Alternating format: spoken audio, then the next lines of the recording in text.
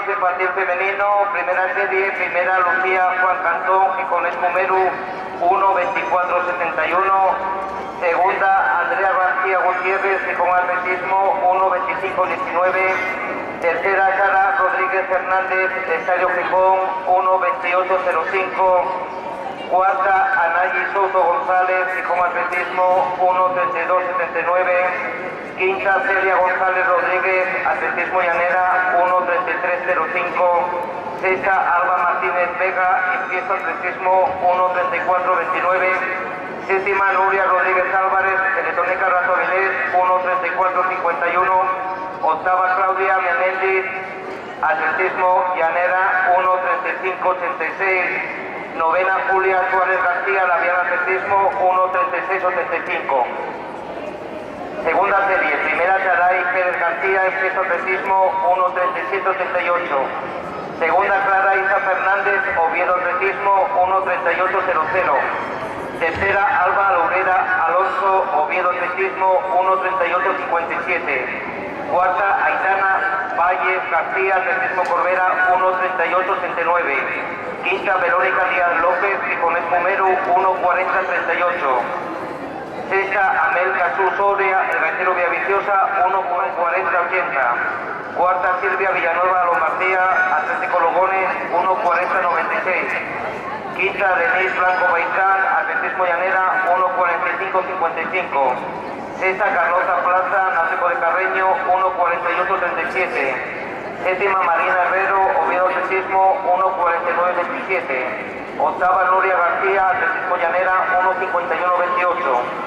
Cuarta serie, primera Ángela Cañal Calvo, Gijones Número 1-35-47. Segunda Natalia Nieto Palacio, Real Rojo Cultura Covadonga 1-38-63. Tercera Inés Zarauza Loez, Oviedo Atletismo 1-42-18. Cuarta Laura Gil Facal, Gijón Atletismo 1-48-29. Quinta Andrea Suárez Gordillo, Labial Atletismo 1-49-69. Sexta Beatriz Criado Evia, del Oviedo Atletismo 1-50-56. Séptima Ainhoa Rodríguez Beacaín, Atletismo Llanera 1-51-52. Octava Laura Ada Rodríguez, del Estadio Gijón 2-04-28. Novena Ainara García Novo, Colegio El Coles 2-20-21. Serie quinta, primera Cristina Puerta Aena, Colegio del Cole 1:37:68.